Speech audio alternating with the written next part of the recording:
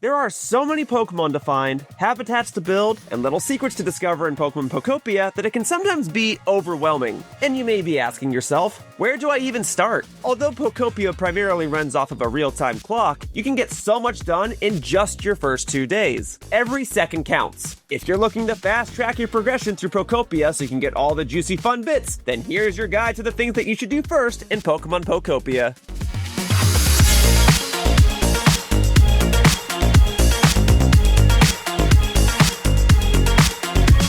Starting things off, you should aim to build lots and lots of habitats. On your first day in Pokopia, your new friends Professor Tangrowth and Squirtle will teach you all about building habitats. What is a habitat? A habitat is an arrangement of tall grass, trees, rocks, or furniture in a specific combination. Put together the right combination, and you create a habitat where Pokemon can live. Over the course of Pokopia, your goal will be to put together all sorts of habitats in order to discover new Pokemon. Habitat tiles don't always need to be in the same exact arrangement. 4 tiles of grass in a straight line will create the same tall grass habitat that would be created if the same tiles were placed in a square shape. But don't just build one tall grass habitat for Bulbasaur and then call it a day. There are many different Pokemon who can be found in the same type of habitat. Sometimes as many as 6 different Pokemon have the chance to appear in one singular habitat. Though some Pokemon are more rare and therefore have a lower chance of spawning. The catch is, once you've found a Pokemon at a habitat you built, it officially moves in and claims it as a home. No new Pokemon will appear in a habitat once a Pokemon has claimed it. So, you'll want to build many of the same type of habitat around Withered Wasteland to increase your odds of finding new Pokemon. As a Ditto, you might not be capable of making a normal facial expression, but you are capable of using Transform to copy moves from your new Pokemon friends. Discovering new Pokemon and learning their moves is essential in your Pokopia adventure. Among the earliest moves you can learn, 2 might just be the most important: Cut and Rock Smash. The Cut move can break down wood into small logs, or slice through vines, grass, and other leafy materials. You'll need to use the Cut move to make DIY recipes which require small logs and lumber. Cut can even be used to clear some blocked paths. Rock Smash is the move that you'll find yourself using the most while playing Pokopia. It lets you break down rock blocks and terraform your environment, clearing obstacles and tunneling through stone to find hidden areas or buried treasures. To find a Scyther, you'll need to build its habitat. You can find Scyther in the tree-shaded tall grass habitats. To create a tree-shaded tall grass habitat, you'll need to place 4 tall grass tiles around a large tree. Then, use Water Gun to water any trees in the area and use leafage to create 4 grass tiles around it. Once you've created the tree-shaded tall grass habitat, you'll need to wait for a Scyther to appear. There's still a chance that a different Pokemon might appear at the habitat instead, and if one does,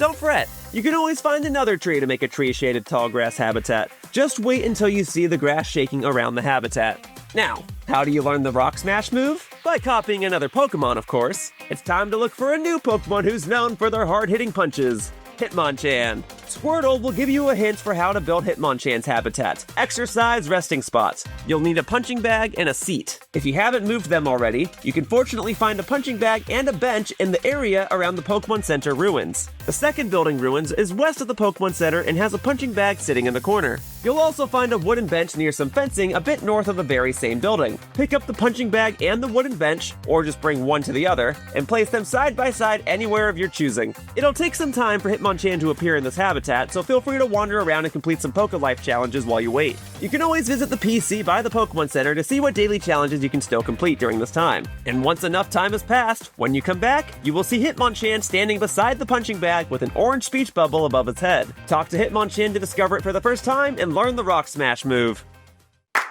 After discovering the Pokemon Center ruins in Withered Wasteland, you can use the PC in front of it to complete Poke-Life challenges for life coins and spend them at the PC shop.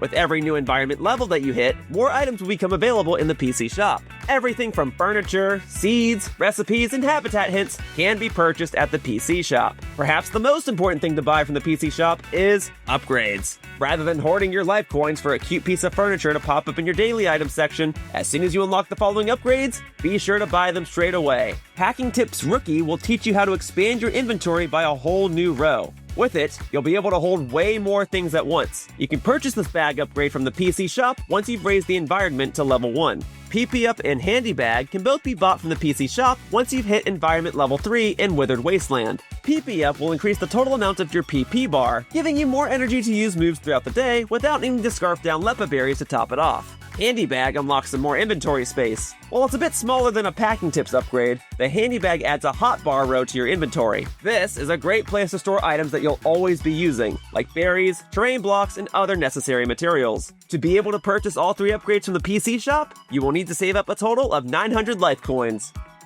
Among the super useful items that you can purchase from the PC shop early on in Pokopia, one of the best is a security camera. Now you might be wondering, what is a security camera? Well, security cameras are tools that you can place down near habitats to keep an eye out for newly appearing Pokemon. Once a security camera is placed, you can interact with it to change the angle it's facing and how closely it's zoomed in. While the security camera is active and facing an empty habitat, you will receive a notification on your Pokedex when motion is detected. You can even use your camera app to monitor the security camera feed live and check in on what's happening in real time. Just open up your Pokedex and select the camera. You'll only be able to view security cameras placed within the region you're currently in, however, so unfortunately, you won't be able to travel to rock ridges and check security cameras left behind in Withered Wasteland.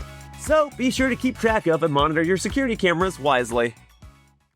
There are 2 other notable Pokemon that you'll want to try to find very early on in Pokopia: Combee and Vespiquen. These hardworking bees won't only give you honey, but also new furniture. You can find Combee by building a pretty flower bed habitat, placing 4 wildflowers side by side. You can purchase wildflower seeds at the PC shop at environment level 1. When you find Drillbur, you can even pick up and relocate tiles of flowers using the Rototiller move. After you've made the pretty flower bed habitat, wait some time to see if a Combee appears. Similarly, Vespiquen is found in the Field of Flowers habitat, which is composed of 8 tiles of wildflowers connected to one another. Both the pretty flower bed and Field of Flowers habitat have a chance of attracting a different and more rare Pokemon, so you might want to create a few of each to increase your odds. Once Combee and Vespiquen have moved into their respective habitats, you should start finding honey around Combee's habitat from time to time. You might even find some of the flowers sparkling, which means that there's honey there to collect. Do not gift the honey or use it for cooking. Instead, trade 3 jars of honey to Vespiquen. In return for being a good little worker bee, Vespiquen will give you a limited choice of furniture to choose from as a reward. Collecting honey and delivering it to Vespiquen is a great way to start off your furniture collection early on. Having an abundance of furniture and items to choose from is essential to improving your Pokemon's comfort levels.